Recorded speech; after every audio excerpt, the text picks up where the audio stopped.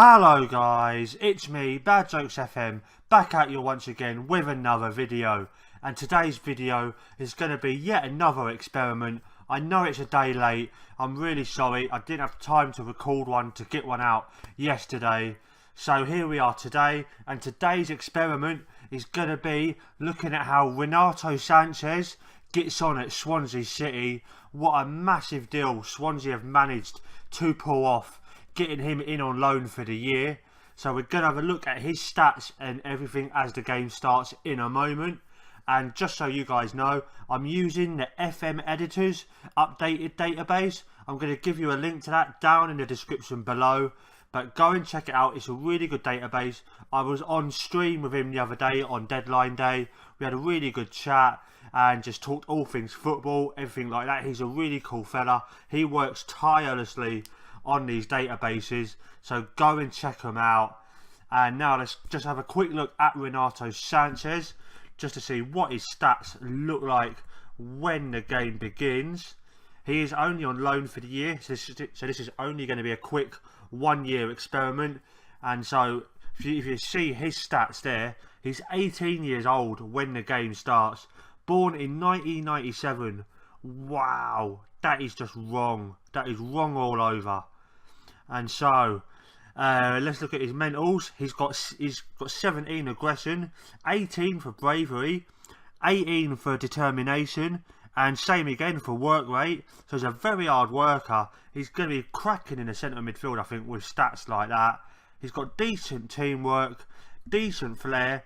Physicals are very good. Good balance, good fitness, good stamina, good acceleration. And as for his technicals, they're okay. For an 18-year-old, you're not going to get much better, I think.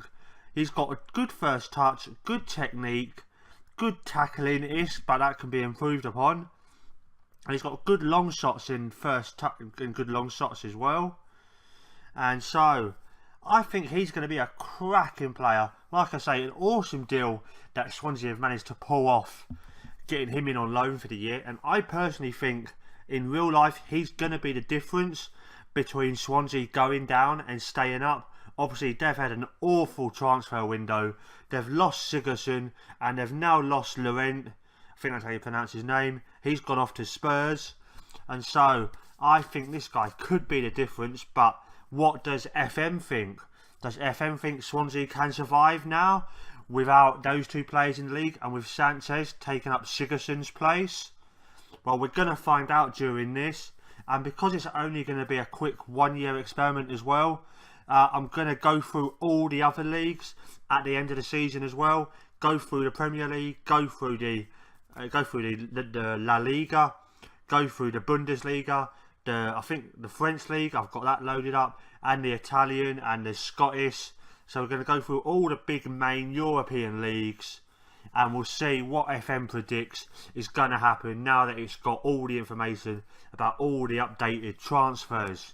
And so I'll be back with you guys for that at the end of this season. See you guys in a minute. Hello guys, we're back. We have just skimmed through the season, so let's go and have a look, see how Renato Sanches has got on personally, how Swansea have got on in the league, and also what has happened in all the other main European leagues and the Champions League and the Europa League, and see what FM thinks is going to happen this coming season. So if we just type in Sanchez's name, hopefully he should come up. And I've completely mullered that one up. Renato, there you go.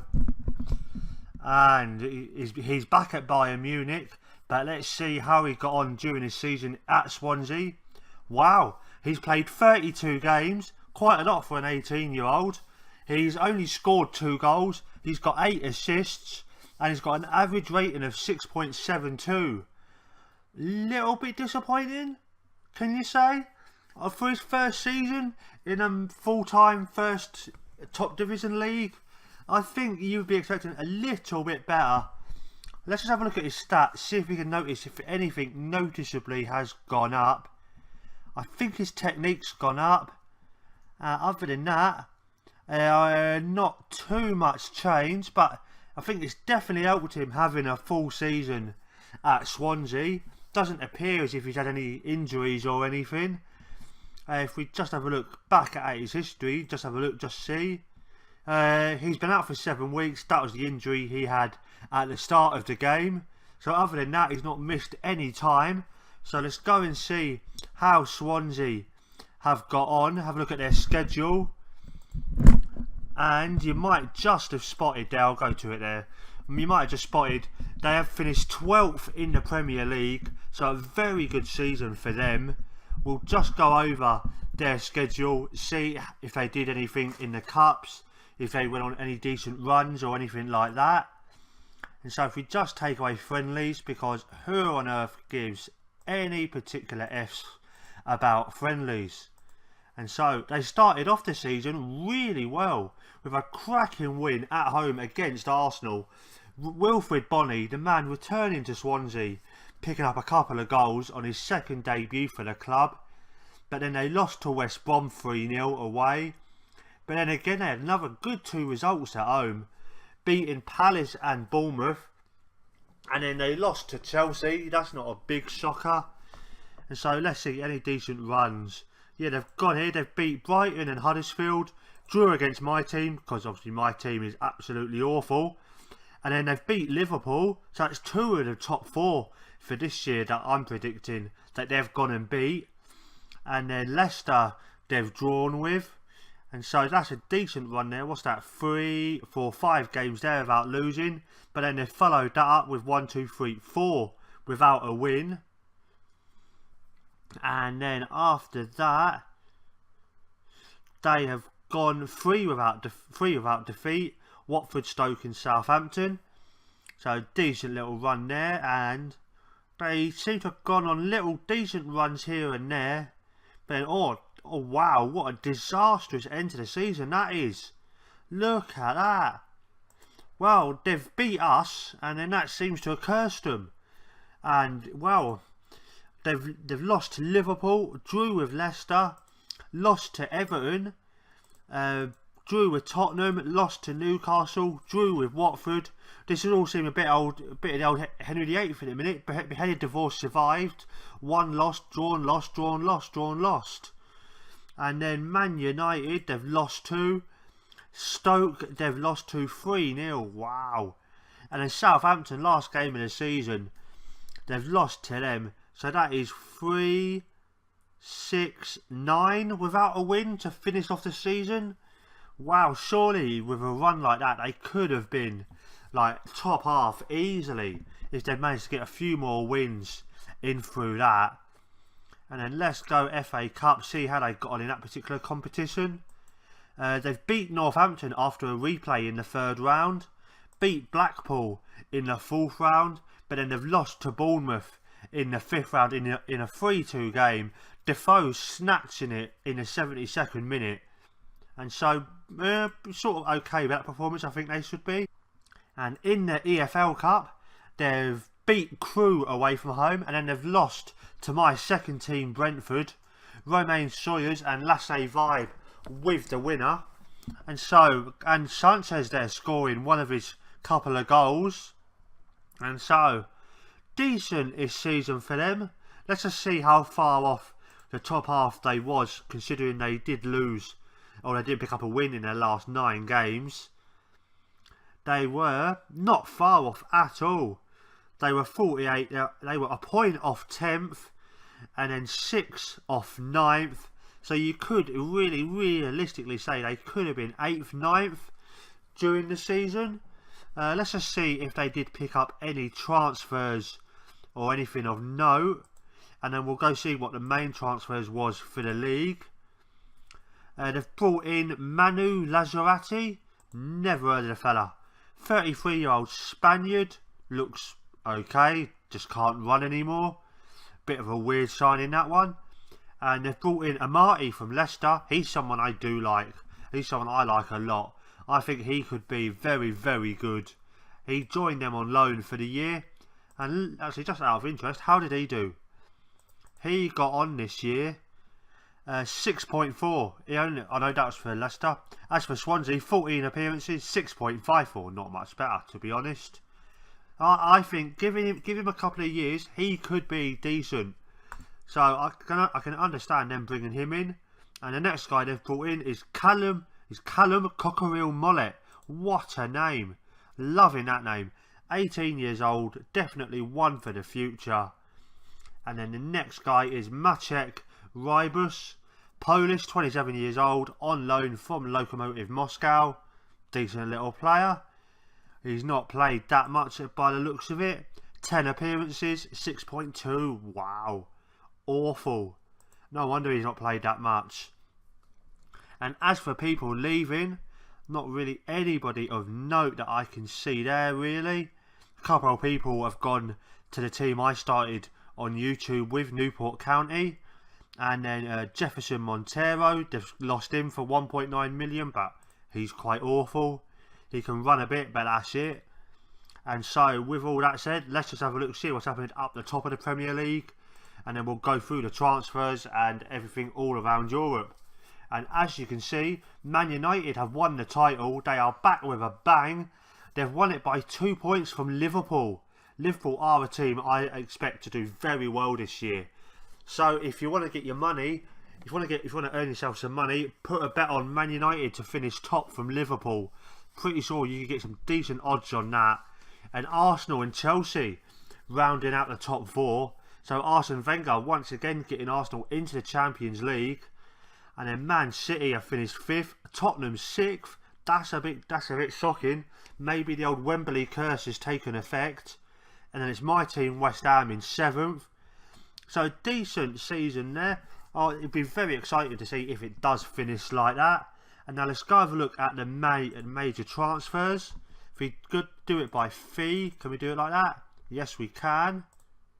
And wow, 60 million for Emre Can to go from Liverpool to Manchester City. That is a massive deal. And Gelson Martins has left Sporting to go to Tottenham for 52 million. Pedro's left Chelsea to go back to Barcelona for 37.5. Vertonghen, very good deal there by United. 31 million, possibly rising to 46.5. That is a cracking deal for Man U. Let's have a look, see how he got on during the second half of the season for United. And 15 appearances, only an average rating of 6.4. He was actually doing better in the Tottenham team. 21 appearances, average rating 6.8. But I do think Vertonghen is going to be a brilliant signing for United. How Vertonghen is still at Tottenham, I don't know. I really felt that in real life, a big team would have taken him by now. And so if we just have a quick look over the FA Cup, I think that's what I've called it in here. And oh wow, you can see Arsenal again have won it. They just cannot stop winning that competition at the minute, can they? Arsenal have won the FA Cup and the EFL Cup. That's also been won by Arsenal. Wow. I think even most Arsenal fans would have to be happy with that. Won both of the domestic cups and finished 3rd in the table. I don't even think they could moan about that. But you never know. Arsenal fan TV, such a laugh when they're losing. I'm sure there'll still be some of them moaning on there. And so let's go have a look at the Euro Cup. Is that what it is on here? Or is it the Europa League? Yeah, it's the old Europa League. And as you can see there, wow, AC Milan have won it in an all-Italian final against Roma. 3-1. Very good season for Italy, it does seem. Let's go and have a look, see how far back English teams got into it. Nobody there, and nobody there either. Wow, we'd have expected at least Arsenal, you would have thought, to get through quite a few of this. And then, oh, there they are. Everton have lost to Braga, 2-1 on aggregate, and Arsenal lost on away goals to Roma, who got to the final. Quite disappointing for Arsenal. But they, of course, did recover to win the EFL Cup and the FA Cup and finish 3rd in the league. So they've got to be happy with that. And now let's go and have a look in the old Champions League. And go and see who's won that. And it's Barcelona. Oh, wow. Barcelona have won it there. 3-0 against Juventus in the final. So they've recovered from losing Neymar quite well, I think you can say. Quite a decent result that for them. They'll be very happy. Got no idea how many times that means they've won it now, but it's got to be at least in the thousands, hasn't it? They seem to win it every couple of years. And as for English teams, none in the semi-final. Quarter-final, Liverpool lost to Madrid, Tottenham lost to Juventus, and that's as far as any English teams progressed. So no Man U. Where did they get knocked out? They lost to Real Madrid as well, and Chelsea lost to Barcelona. So not a very good season for England as far as Europe goes. Let's go have a look at the old Italian league, see how that's finished up. Got there in the end. AC Milan, as you can see, finished 5th despite winning the old Europa League, or maybe because of it. Maybe they decided to concentrate on that a little bit more so they can get a place in a Champions League for next year. Juventus have won Serie A, but only by 2 points from Roma. So a very close, tight league there again. And let's go have a look, see what has happened over in Spain, and then we'll check out the French league and leave it at that. So if we go La Liga, and Real Madrid have won it. Oh wow, and wow, 9 points clear from Barcelona. You could not be expecting that, especially considering Barcelona won the Champions League. You might have thought they'd be a little bit closer than that. That is a quite shocking result, to be honest. Madrid will be very, very happy. Let's go have a look, see if they pulled off any major transfer deals. And oh wow, there's a big one right off the bat. 5th of July, 4 days into the game, Pierre-Emerick Aubameyang, 27-year-old Gabonese striker, 20 acceleration, 20 pace. He is the old Usain Bolt of football, and he looks an awesome player. He is someone I would love to see come play in England, and it may happen, but I'm not sure. I do think this is something that would happen in real life. If he was to move from Borussia Dortmund, I do think he would go to Spain, because he would absolutely boss that league. And as he has done here, 29 appearances in the league, 19 goals, 2 assists, average rating of 7.45. Very good season from him, and he is only going to get better. He's only just getting into his prime now, I think you can say. So he is going to be very, very good. And now let's go and check out Ligue 1 and see who's won that. And it's PSG that have won it. Let's see how far they've won it by. Oh, ho, ho. Only a point. Only a point for Monaco. That is a lot tighter than I was expecting. Monaco having lost a lot of players this summer, and PSG having obviously strengthened with the likes of Neymar and Kylian Mbappe. Wow. Let's go have a look, see what Monaco did if they brought anybody in to sort of replace those players. And not really. They've brought in Danilo D'Ambrosio from Inter Milan, 28-year-old wing-back. Okay. And next one is a youngster, I'm guessing. Yeah, 18-year-old Aurelien. Let's go with that. Got no idea how to do his second name. And then Rafinha from Barcelona. Again, another central midfielder. Decent little signing, but they've not really replaced anybody. So I'm quite surprised they've got so close to PSG.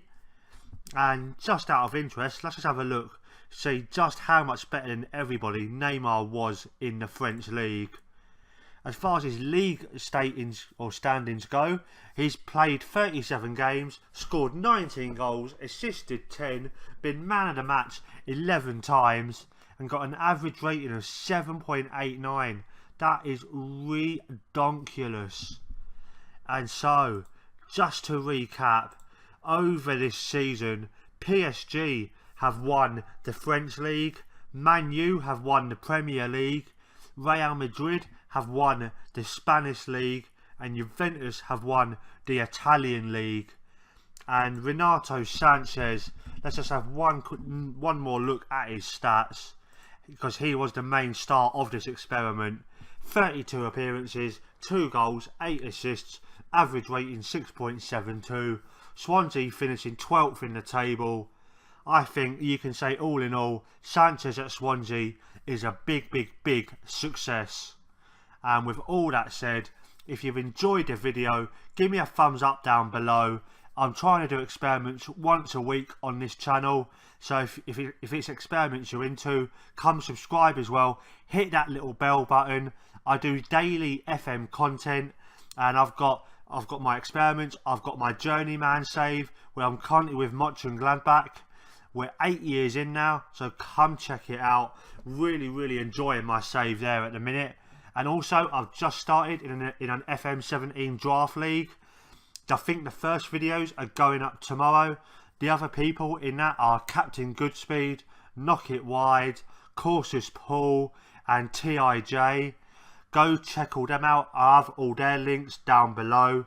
Go subscribe to them, because the way we're doing the draft is that, say I have the home game, that game goes on my channel, and if somebody else has a home game, then it goes on their channel.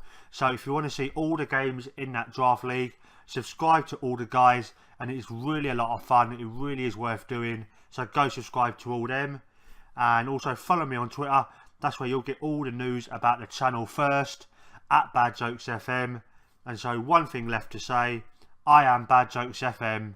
I am out.